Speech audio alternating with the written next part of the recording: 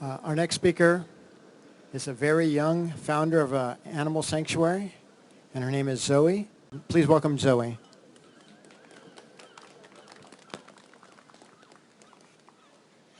A gentle hen with a terrorized look in her eyes is snatched by a slaughterhouse worker.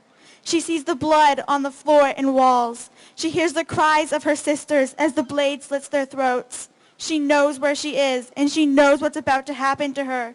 She screams for help, but there is no one there to help her. No one there even willing to listen to her pleas. She is hooked up to a machine that will carry her to her death. As her neck goes over the blade, she looks into the eyes of the slaughterhouse worker, but he refuses to look into hers. As she's dying, she looks down as the blood spills over her snow-white feathers. She squirms and fights until the very last breath. She only wanted to live, but the day she was born, they had already planned her execution.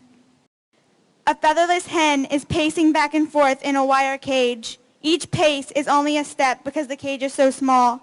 But she isn't just trapped in a cage. She is also trapped in her egg-producing body.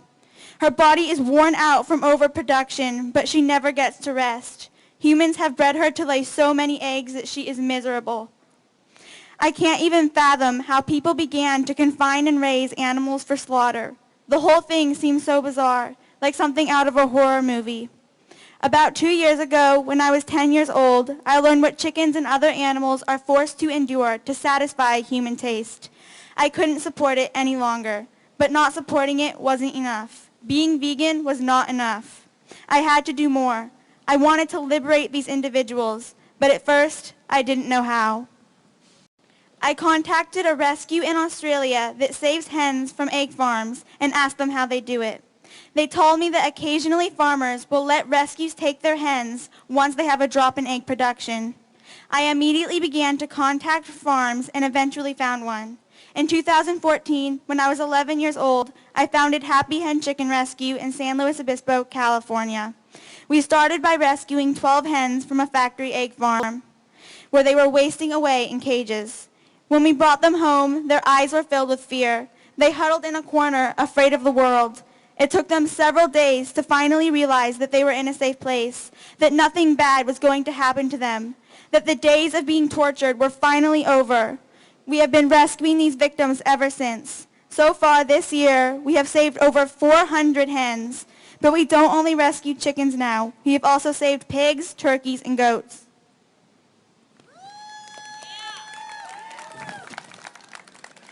All of the residents at the sanctuary have unique personalities. Each one sees the world in a different way.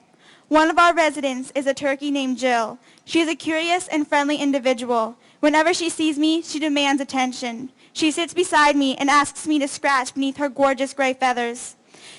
She makes complex chirps and calls that no doubt mean a whole lot more than we understand. She reminds me every day that we must do whatever it takes to help the victims of the food animal industry. Another one of our sanctuary friends is a talkative hen named Piper. Piper came from an egg farm where she spent almost 2 years in a wire cage. She had a broken leg and couldn't even stand. But she was determined to overcome her injury. At first, we tried to keep her from using her leg, but she just wanted to walk. She wouldn't let anyone or anything get in her way. It took months for her leg to heal, but it did. She reminds me every day to always keep moving forward because I have to help individuals like her. Even though animal liberation seems so far from our reach, I know that if we try, if we don't give up, we can end animal exploitation sooner than we ever thought we could.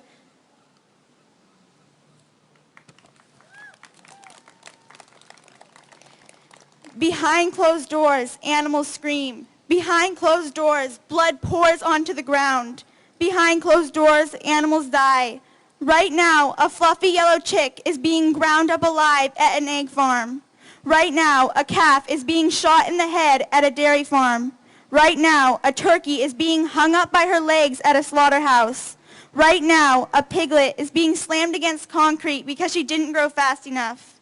Animals are dying every second of every day just so their flesh, eggs, and milk can be eaten, so humans can wear their fur and skin, so we can do science experiments on them and watch them do silly tricks. But what could ever possibly make it okay to torture and murder others?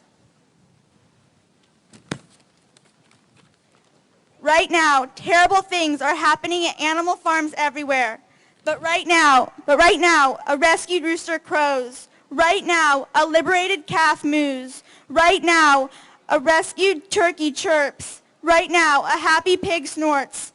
And their voices are full of hope. Hope that the world might become a better place. And we must have this hope too. We need to truly believe in a world of love instead of hate and violence. We must believe in a world where we teach compassion towards all beings rather than compassion towards some beings. We must take action like we are today to create a world where we can all live in peace. I have no doubts that we can.